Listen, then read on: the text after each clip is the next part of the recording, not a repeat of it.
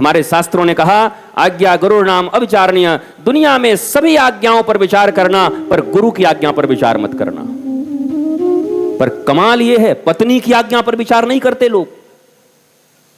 पत्नी जो कह दे हो तो कहे वाह तू कहले हो तो ये कट सकला, तो हर बात माने ब्रह्मा का बात हो। पत्नी की बात नहीं कट सकते, मित्र का बात नहीं काटता है।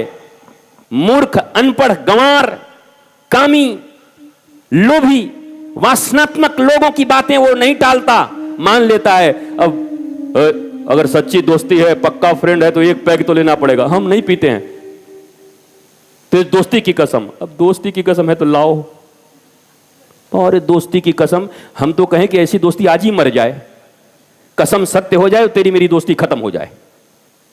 तुम दोस्त हो, तुम मुझे वासना में ढकेल रहे हो, तुम मुझे कामना में ढकेल रहे हो, तुम मुझे विपरीत धारा में ढकेल रहे हो, तुम मुझे जीवन के विपरीत ले जा रहे हो।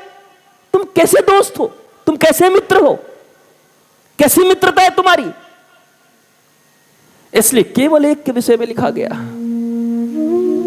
एक आज्ञा जो कभी विचार नहीं किया जा सकता, वो गुरु की आज्ञा है, अविचारणीय।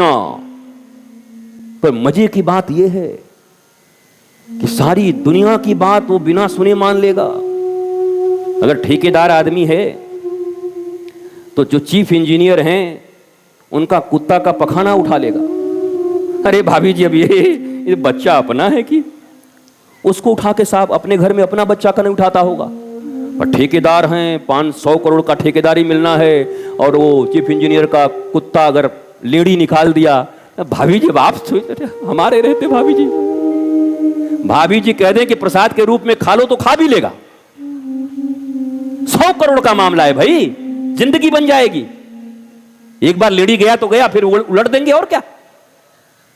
ये स्थिति है। उनकी बात मान रहे, उनकी बात मान रहे, पर जो तुम्हारे जीवन में रस घोल सकता है, रसौ वही सह श्री कृष्ण को दे सकता है, तुम्हारे जीवन के समस्त शंका के लंका को ध्वस्त कर सकता है, उन गुरु की बात तुम नहीं सुनते। उनकी आज्ञा पर तुम विचार करते हो, उनकी आज्ञा पर तुम तीमरदारी करते हो, उनकी आज्ञा पर तुम विवेचना करते हो। इसलिए मंगल बहुत कठिन है। मंगल तो एक ही जगह छोटे से बालक की तरह रहिए। आपकी क्या आज्ञा है? तुम्हारा सिनेमा देखने का मन हो और वो कहें कि आज सिनेमा नहीं देखना है, आज तुमको यहां सब बकरी की लेड़ी साफ करनी है, जितनी बकरी पाली है सबका लेड़ी साफ करो, तो फिर तुमको करना पड़ेगा उपमन्यु की तरह। फिर तुमको करना पड़ेगा आरुणी की तरह। और केवल 2 नाम नहीं है, करोड़ों नाम भरे पड़े हैं, क्योंकि गुरु वो है जो सदा तुम्हारे मंगल का चिंतन करता है, हित का चिंतन करता है।